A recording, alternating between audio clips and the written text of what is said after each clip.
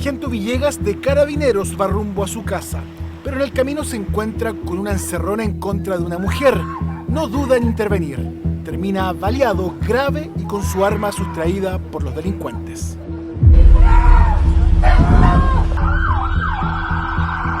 Era un auto que estaba atravesado, se arrancaron con el auto.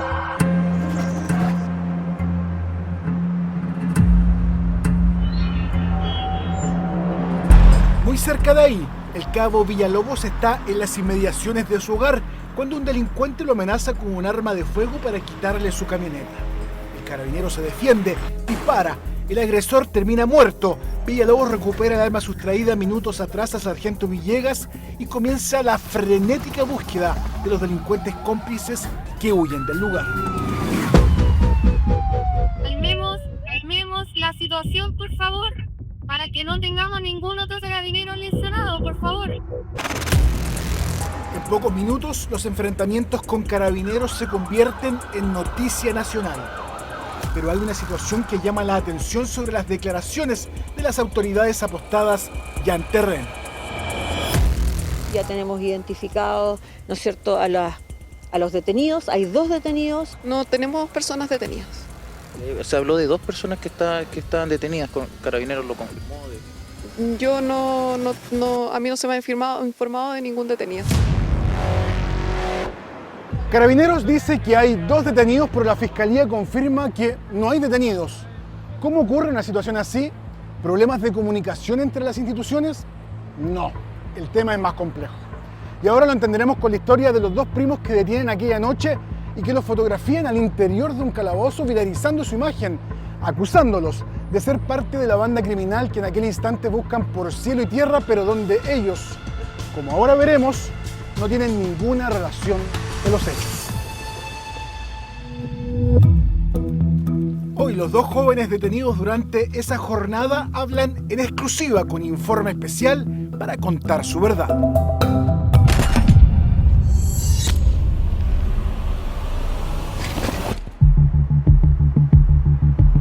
Cristóbal y Alexander son estudiantes. Tienen 21 y 22 años. Aquella noche disfrutan de un completo en este local de Villa Frey, como suelen hacerlo para relajarse y conversar antes de acostarse. Aquí la comunidad se conoce y ellos son parte del barrio.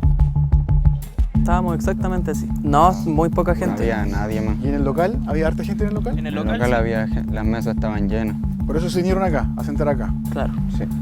Y estaban comiéndose el completo, tomando algo, y de repente, ¿qué pasó? De repente escuchamos unos tiros lejanos.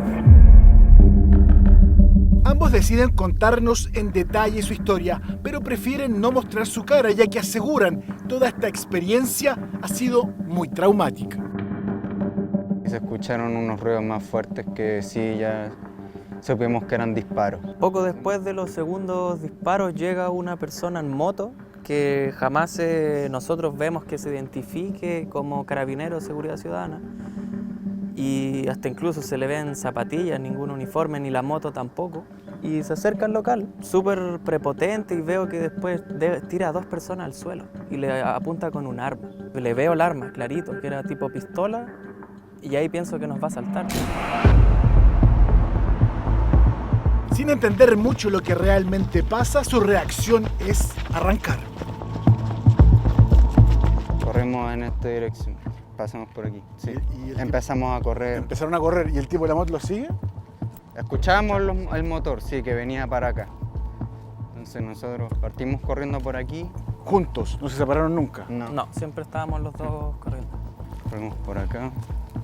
Bueno, de hecho el video que se ve donde nosotros corremos es esta que se ve como una plaza de fondo, es esta.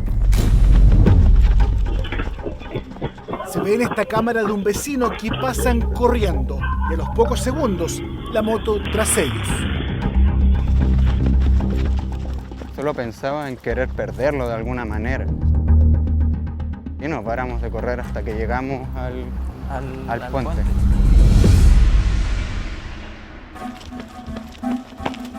Aprovechando los conocimientos del barrio, hacen un retorno en U y pierden al motociclista. Nunca se identificó ni gritó Nada que sonara a que pertenecía a Carabineros o ni Seguridad Ciudadana tampoco. Aquí también doblamos a la izquierda. Seguimos por allá. Y aquí volvemos a Ramón Cruz. Pasamos por aquí y pasamos por abajo.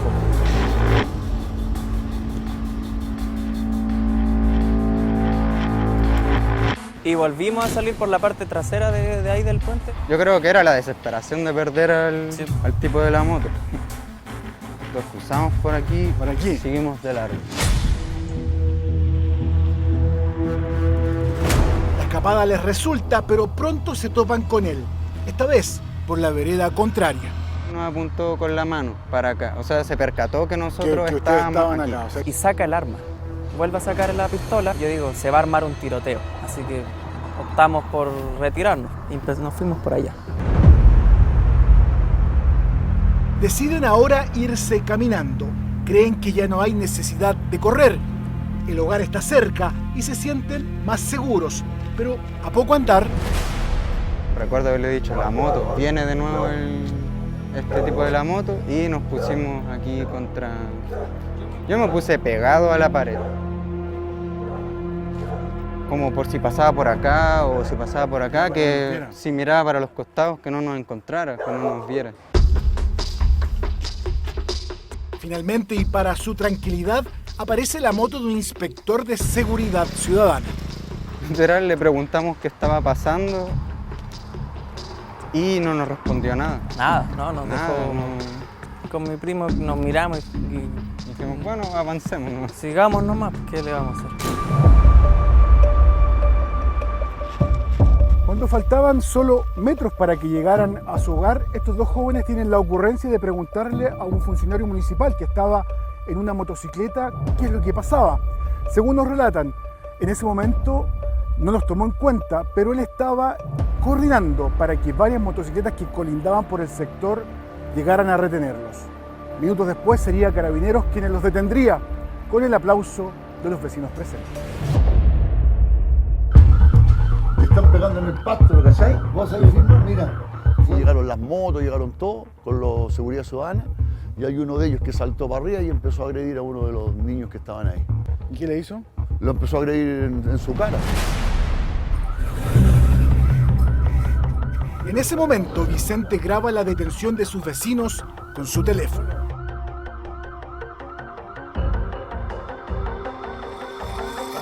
En verdad chocante, porque en verdad yo llevo viviendo acá 27 años y de los 27 años yo creo que jamás he visto un episodio así a niveles de violencia tan extremos.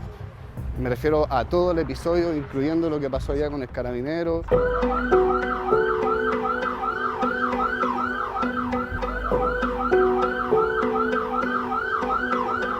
Carabinero después, entre gritos, fuerza, insultos, me sube al auto y un carabinero, cuando ya estoy dentro, abre la puerta y me empieza a golpear dentro de la camioneta.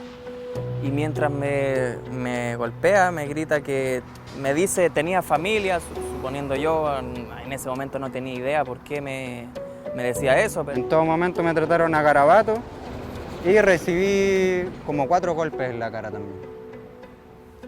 Acá en el ojo, mandíbula, ahí fue después. Pero recibí como 4 o 5 golpes acá en el suelo y después recibí el último entrando al auto. Antes de entrar al auto me alcanzaron a pegar un golpe en la cara de nuevo. También escuchamos que aplaudieron, estaban como aplaudiendo. Patético, patético, ¿qué quiere que le diga? ¿Por qué patético? Porque la policía no celebra cuando detiene a alguien, pues eso no lo puede hacer nadie, porque si lo que pasó son inocentes, en esto quedamos ahora. Pues. Claro, eso es lo que no se tiene que hacer, pues, dentro del respeto al detenido, porque toda persona tiene su respeto y además la presunción de inocencia, ¿o no? Ya tenemos identificados, ¿no es cierto?, a los detenidos. Hay 2 detenidos que están en la 18 comisaría Ñuñoa haciendo todas las pruebas periciales pertinentes. Y es justamente al interior de la comisaría donde ocurre el hecho de mayor gravedad para estos primos, que a esa altura aún no entienden nada de lo que está ocurriendo.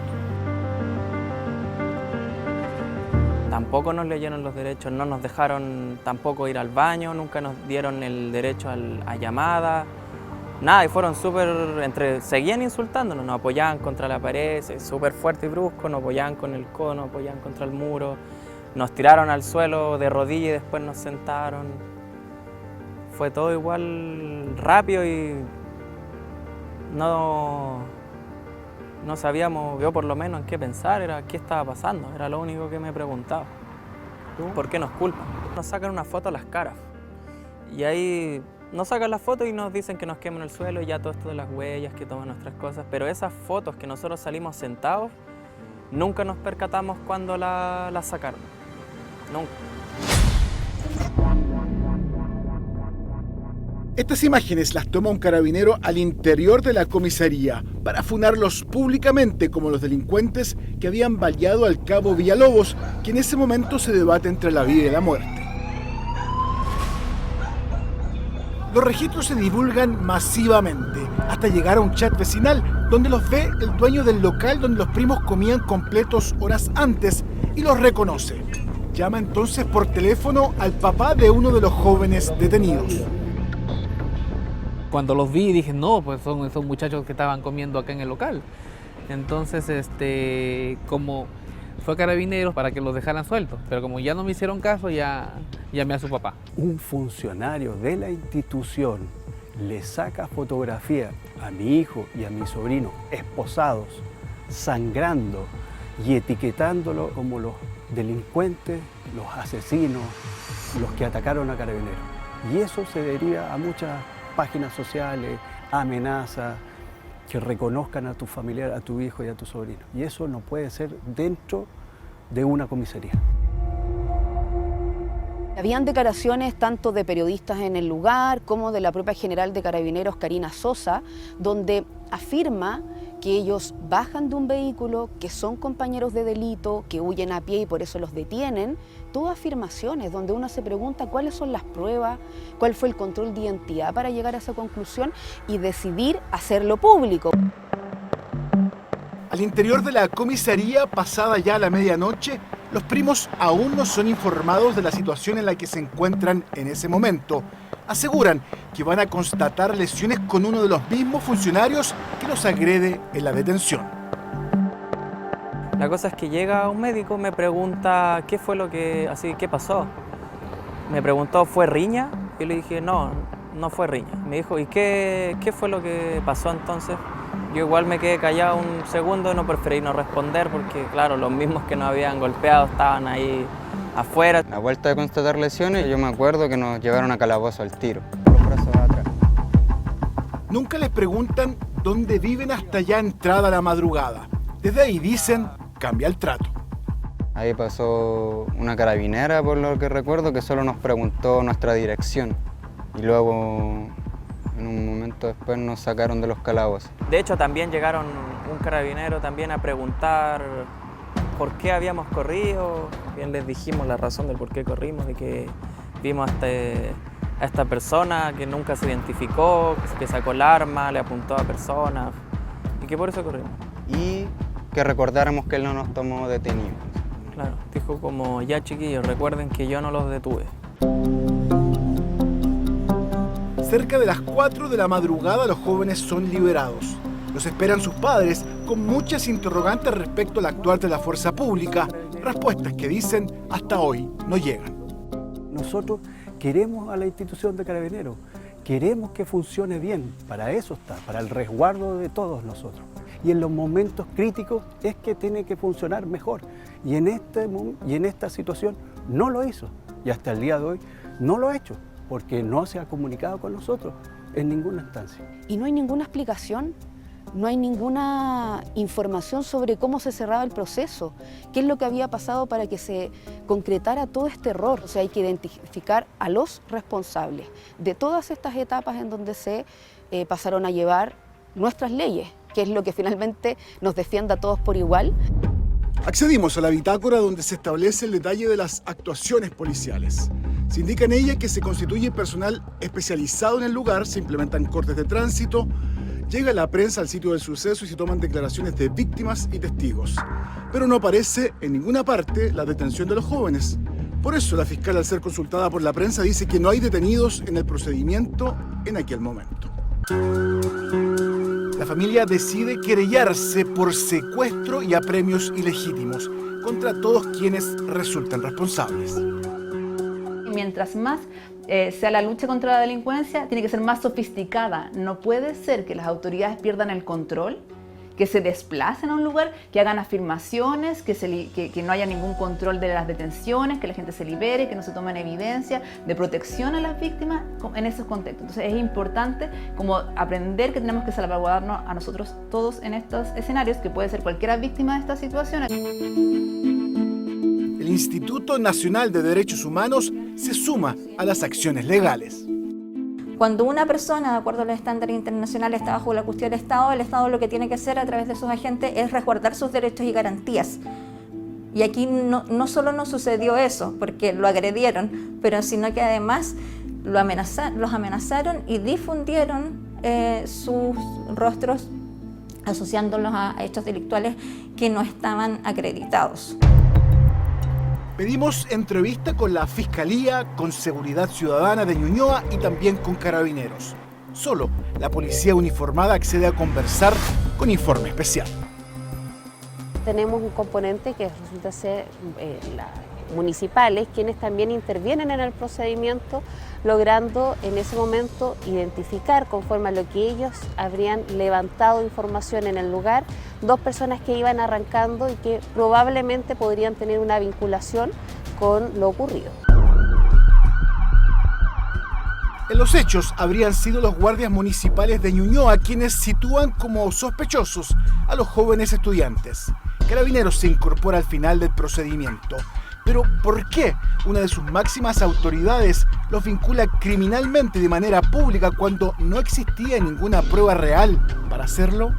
Encontramos que existió una falencia en corroborar los datos que se estaban precisando, dado que aún era un procedimiento en desarrollo, y frente a esta confusión se entrega una información que no había sido rechequeada, lo que posteriormente sí se aclara, jamás ocultando lo ocurrido, sino más bien asumiendo y por supuesto dando como enseñanza una mejora en cuanto a los protocolos. Respecto de los registros fotográficos que se toman al interior del cuartel, enfatiza que se establecen medidas de inmediato contra el carabinero que fotografía y viraliza las imágenes. Se toma en flagrancia detenido al carabinero identificado como quien saca esta fotografía y posteriormente se tramita su baja. Dado que nosotros estamos notificados y ya sabemos con anterioridad dentro de nuestra capacitación y profesionalismo al momento de actuar que esto es una conducta completamente prohibida e indebida. ¿Y por qué la Fiscalía no sabe de la detención de los 2 jóvenes cuando es consultada por la prensa?